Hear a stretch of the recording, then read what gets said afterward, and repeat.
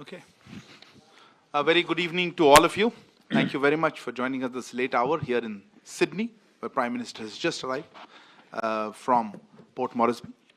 To give us a sense of the last day or so, last couple of days, as well as the way ahead, we have with us Foreign Secretary Sir Shri Vinay Quatra.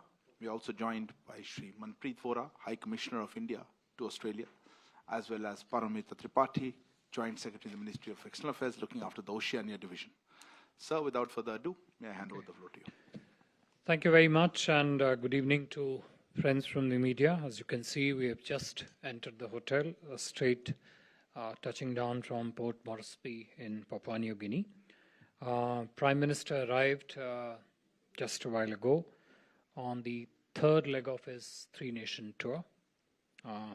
It has been absolutely packed visit so far, with both bilateral and multilateral engagements, about which we have spoken over the last couple of days. Just to share with you very briefly the sense of proceedings, the meetings, the discussions that happened between the Prime Minister of India and the 14 leaders of Pacific Island countries at the third India FIPIC Summit, which was held in Port Moresby in Papua New Guinea. Prime Minister arrived in Port Moresby late on Sunday night. This was the first ever visit by an Indian Prime Minister to Port Moresby, Papua New Guinea. And in a very special gesture, Prime Minister James Marape of Papua New Guinea received the Honourable Prime Minister at the airport. Prime Minister also received a 19-gun salute and a ceremonial guard of honour at the airport, besides a special traditional welcome reserved normally for the returning family members of that country was also accorded to the Honourable Prime Minister. And today, Prime Minister co-hosted with Prime Minister James Marape the third summit of the Forum for Indo-Pacific Island Cooperation, FIPIC. This is a unique platform that brings together India and 14 Pacific Island countries: Cook Islands, Fiji, Republic of Kiribati, Republic of Marshall Islands, Federated States of Micronesia, Niue, Republic of Nauru, Republic of Palau, Papua New Guinea, where the summit was held, Samoa, Solomon Islands, Tonga, Tuvalu, and Vanuatu. As you would all know and recall, FIPIC was launched in Fiji in 2014 during Prime Minister's visit to that country. It has helped deepen considerably our engagement, its scope, its breadth, and its intensity with the PIC countries across various domains and as per priorities which are set by the FIPIC countries. Today's summit was an opportunity for the PIC leaders to share their views on regional priorities and interest and on engagements with India in their space. There was an overwhelming sense of goodwill towards India and appreciation about India's role and of its engagement in the region. Prime Minister's interventions have been already made available to you. Among other things, he launched the Sustainable Coastal and Ocean Research Institute, SCORI, that is housed in the University of South Pacific in Suva, Fiji, and is supported by NCCR, the National Centre for Coastal Research, Chennai. SCORI is designed to be a nodal centre of excellence in coastal and ocean research and development, focusing on building capacity in some of the most pressing concerns and priorities of the Pacific region for the benefit of the people of the Pacific Island countries, such as the impact of climate change, about which pretty much every Pacific leader spoke in today's summit, on the marine ecosystem, marine pollution, coastal vulnerability to sea level rise, again something which was very prominently underlined by each of the PIC leaders, sea erosions, cyclones, and tsunamis. He also launched DWEPIC, or Data Warehouse for empowering Pacific Island countries, which has been developed by Indian Space Research Organization. The FIPIC portal hosts geospatial datasets and services, including satellite data, terrain data, climate and ocean thematic services, disaster services, and value-added services for access and utilization by the Pacific Island countries. This is part of the Space Technology Application Center that was announced by the Honorable Prime Minister in 2015. Today, Prime Minister also announced a 12-step action plan to strengthen India-PIC partnership. I will just enumerate key parts of that 12-step action plan. First, he announced a 100-bed regional super specialty hospital in Fiji, setting up of regional IT and cybersecurity training hub in Papua New Guinea, Sagar Amrit scholarships, 1,000 scholarships spread over the next 5 years, again across the range of areas that are priority for the Pacific Island countries. Jaipur Foot Camp to be organized in Papua New Guinea in 2023, and thereafter 2 camps annually in various countries of the Pacific. FIPIC SME Development Project was another key action point announced today. Solarization project for government buildings across the Pacific Island countries. Desalination units for drinking water. Supply of sea ambulances to the countries of the Pacific Island. Setting up of dialysis units. Setting up of 24/7 emergency helpline. Setting up of Jan Aushadhi Kendras, again to make cost-effective and efficient pharmaceuticals available to the Pacific Island countries, and setting up of yoga centers. On the bilateral side, Prime Minister held meetings with the PNG Governor General, Sir Bob Dade, as well as with Prime Minister James Marape.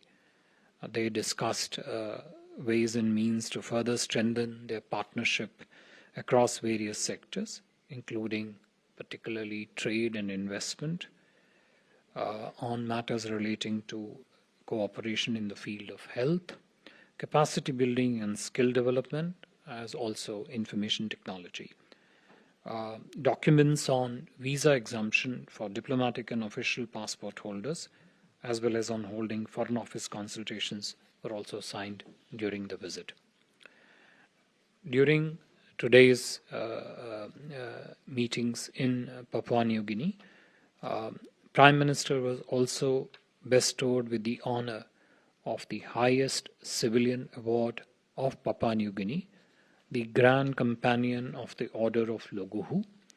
This was conferred upon the Prime Minister by the Governor General in a special ceremony. Prime Minister and Prime Minister of Papua New Guinea, James Marape, also launched a translation of the Tamil classic Tirukkural in the local Tokpising language.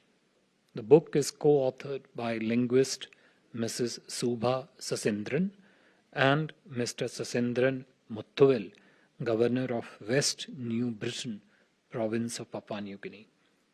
Prime Minister also had a bilateral meeting with His Excellency Mr. Sitamani Rabuka, Prime Minister of Fiji. Discussion covered key sectors of cooperation, including capacity building, healthcare, climate action, renewable energy, agriculture, education, and information technology.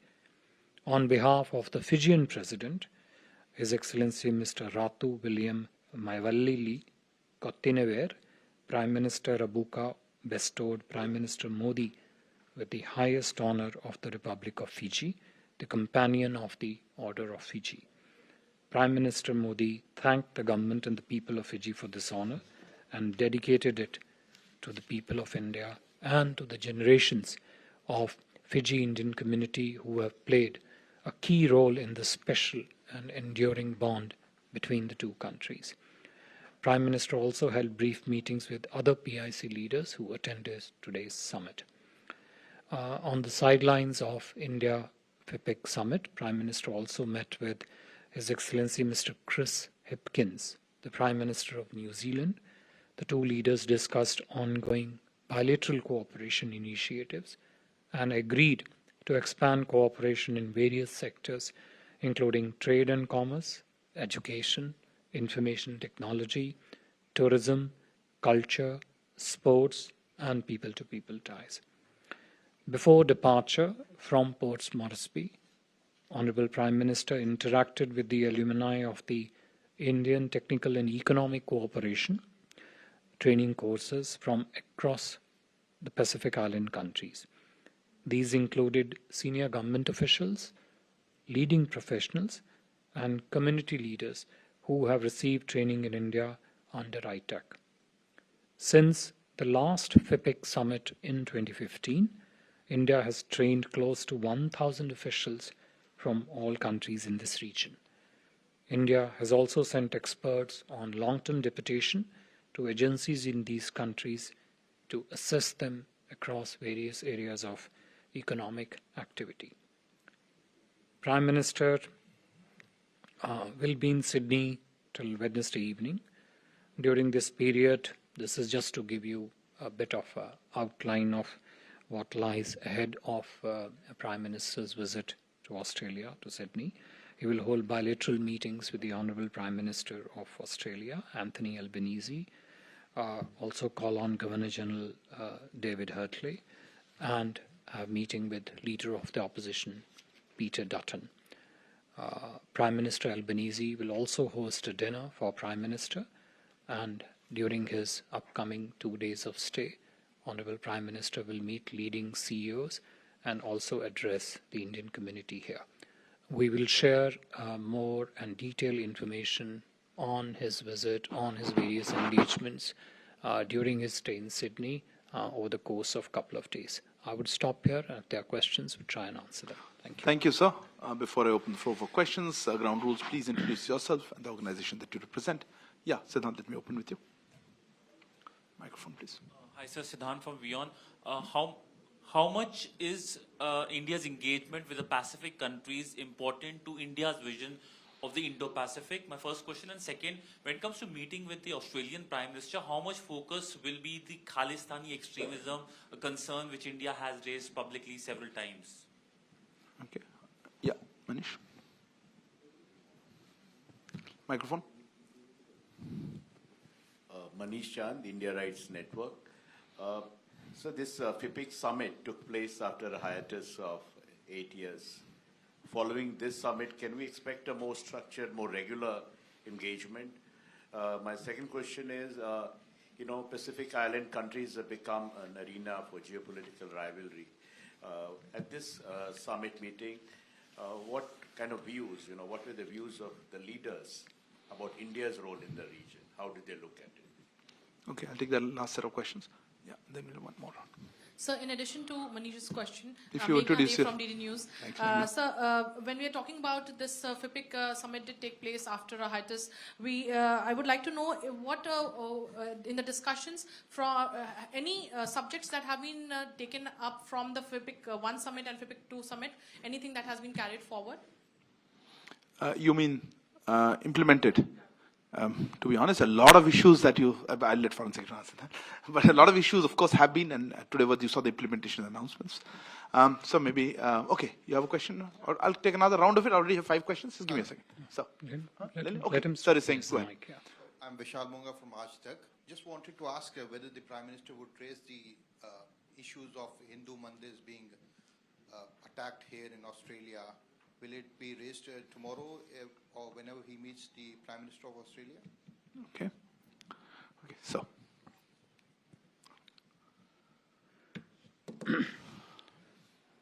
Thank you very much. In many ways, the questions that have been asked by friends here, Siddhant's question on India's vision of the Indo-Pacific, Manish's, your question on more structured engagement after the period of hiatus. Our colleague from the DD News also referred to the hiatus and issues from the previous FIPIC summit. And the second set of questions relating to the scope of discussions during the next 48 hours of Honorable Prime Minister's stay here. Allow me to club these questions together, because although these questions are they touch upon individual aspects of cooperation between India and the countries of the Pacific Island, it is important to position them in the composite frame in which India looks at its engagement with these countries. So India's vision of the Indo-Pacific, for example, issues from the previous FIPIC Summit, views of different leaders, in many ways, they all triangulate together in terms of India's partnership, extensive partnership engagement with individually with some of the countries, with most of the countries of the FIPIC, but also with FIPIC as a collective, as a regional collective. One important underlying element of India's vision of its engagement with the FIPIC partners is India regards the countries of the FIPIC as very important members of the countries of the Global South. Those countries of the Global South, which, because of the geographical location that they are in, have certain priorities which are relating to their own developmental objectives, have certain concerns which emanate out of problems of climate change, out of issues of the sea level rise, marine pollution, which was significantly mentioned, overall capacity building activity in their societies and in their system, so that the developmental goals which they have set for their populations are met. And all this is done in a manner which doesn't cause increasing indebtedness of the society. Four, it is done preferably with a country which is reliable, which has a reputation of being very reliable, which they know would stay on for a long term. This would be the, I would say, overarching principles in which the composite frame of India's engagement, Prime Minister Modi's vision of India's engagement with FIPIC got structured ever since the first summit, which was organized in 2014, and thereafter the second one later, and this being the third one. If you also look at the set of concerns and priorities which the FIPIC countries have, you would also find in many of these areas there are commonalities, and I would even go a step further and say there are complementarities. Complementarities sometimes of capacity and needs, commonality also of the same challenges which India, since India has multiple agroclimatic zones, also faces similar challenges. So whether these are issues of climate change, health security, capacity development, and economic development. So when today the leaders of the FIPIC countries spoke at the third FIPIC Summit, everybody was unanimous in regarding India as a reliable partner which has democratic values, as a reliable partner with democratic values whose developmental template is such which doesn't structurally burden their economies, and at the same time is able to match very well with one, the priorities which they set, not what India sets, and two, that those priorities are harmonized with the kind of assistance package that India and our partners with FIPIC together structured. So, for example, when the Honorable Prime Minister made the announcement for a super speciality cardiology hospital, this was a demand which came from that country in Fiji. At the same time, this is also pretty much a felt need of the region. And Honorable Prime Minister clearly announced that this would be built entirely from the grant amount which is to be given by Government of India. Similarly, the other 11 points in his action plan, which he announced today at the FIPIC Summit, have also been structured based on the same principle, which is a need clearly articulated by the countries of the FIPIC and a need clearly appreciated by the Honorable Prime Minister, and combining the two, a path for their implementation and execution decided as such. In terms of periodic meetings of India and the FIPIC countries, yes, there has been a bit of a hiatus, but we all know the challenges that the entire world has gone through in recent years, including particularly of pandemic. It is Prime Minister's clear vision and a clear priority that engagement with FIPIC countries would be regular, will be structured, and will take place with increasing frequency with individual countries of the FIPIC as also collectively with the region. Coming to the 2 points which were mentioned, one by Siddhant on the Khalistan issue and one by Mr. Munga on the question of the temples. Look, it is not correct for me to prejudge what would be discussed between the two leaders, Honorable Prime Minister of India and Honorable Prime Minister of Australia, in their meeting. We would, of course, brief you about those discussions later on after those meetings. I would only say what we have said about in the pre-visit briefing also, that all issues of bilateral engagement, including the issues which pertain to harmony in our society and the safety and security of our two societies, would be there, but it would be incorrect for me to prejudge the discussions between the two leaders, because it is for them to take this decision and structure their discussions. Thank you, sir. I had a couple of hands. Yes, please. Namaste, this is Anand Narsiman, CNN News 18. First questions on the FIPIC aspect. The warmth, the kind of reception and of course breaking away from protocol that was extended to Prime Minister Narendra Modi, did that come as a surprise? And will that translate into support at multilateral forums like the WTO and the UN? How assured are we, given the pressure of America and of course the Chinese pressure? That's a very loaded question. Yeah, I have to ask that question because that's Okay. where it all hinges. No, you're presuming. Go ahead. Yeah. What's the other Sorry, one? I'm just, the other aspect, with respect to Australia, one of the aspects is how far has ECTA been productive?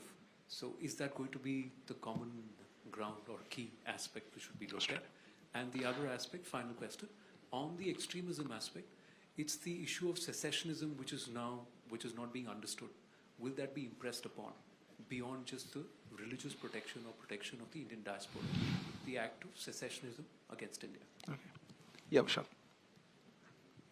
So this is Vishal Pandey from Z News. There is a lot of news we are hearing that regarding the renaming of the Harris Park as Little India. What is the official stand over this? Will the formally renaming the name of Harris Park as Little India?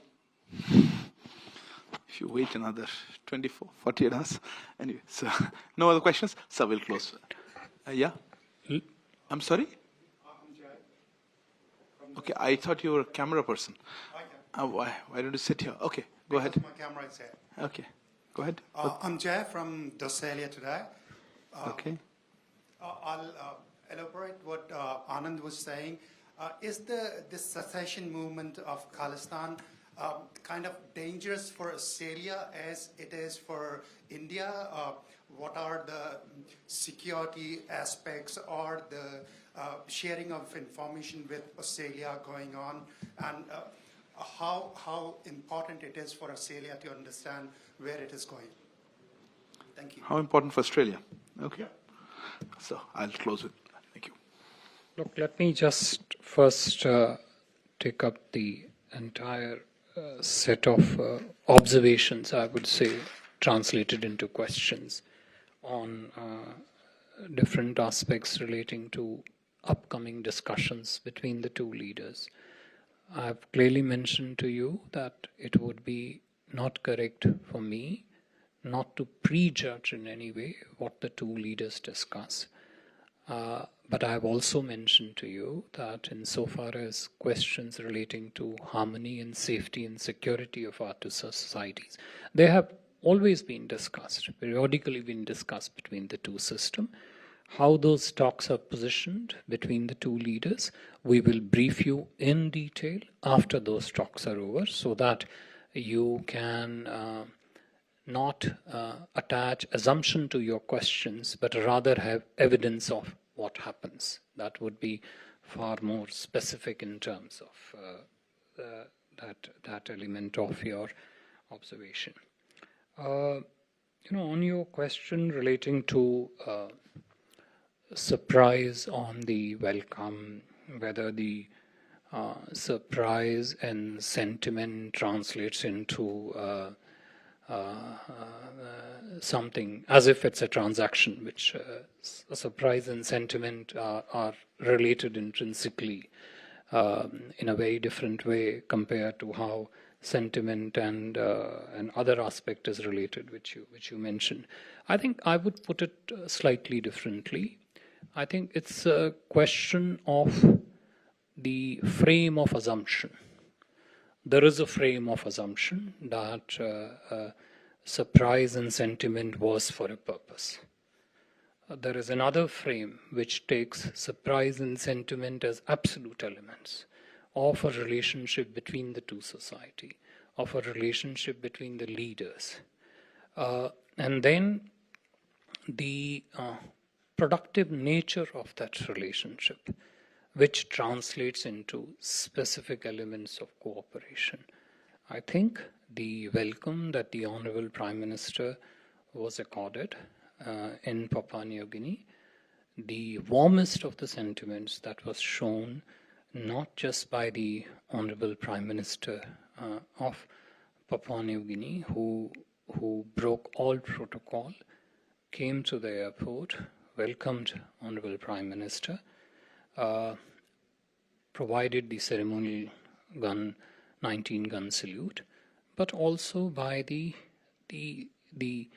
sense which we got in the summit was of a deep-rooted, intuitive affinity that was displayed towards the Prime Minister. And such expression of warmth towards the Honorable Prime Minister, which was also manifested in the highest order that Papua New Guinea accorded to the Honorable Prime Minister, the Prime Minister of Fiji accorded to the Honorable Prime Minister on behalf of the Fijian President. It showed something which is which actually displays to you the key element of people-to-people relationship, which is intrinsic element of the composite frame in which India and FIPIC cooperate. Prime Minister's approach to FIPIC, his vision of FIPIC, is of an absolutely positive agenda whose central anchor is the development, is the prosperity of the two societies, is to deepen value-based partnership between India and the countries of the FIPIC. There is a certain amount of bilateral frame in which it operates, much as your question would allude to an externality to it. I would say that the Honorable Prime Minister's vision of FIPIC, partnership with FIPIC, engagement with FIPIC, is centrally rooted in the prosperity of the people, which then translates into an extensive development agenda and an engagement which is rooted in different elements of economic cooperation. I listed 12 elements of this. If you flesh them out into different buckets, you will find there is a strong bucket of capacity engagement. There is another category which strongly deals with their health security needs. You would all perhaps recall, although with time public memory is fleeting, that during the pandemic, during the COVID pandemic, India was one of the first countries which extended extensive vaccine and other related assistance to Pacific.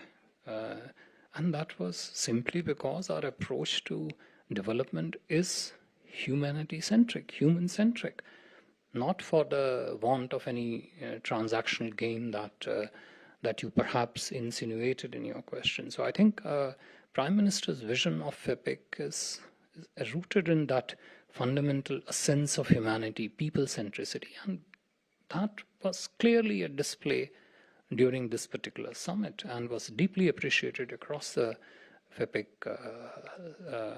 summit, and pretty much the sense which we got from every speech that was made at today's summit. Thank you. Yeah.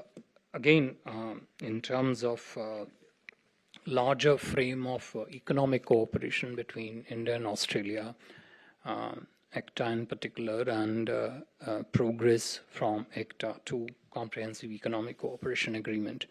As I said, ECTA, as you know, has only been in existence not for too long. So, and the discussions are already underway between the two commerce ministries on how to progress from ECTA to the next step.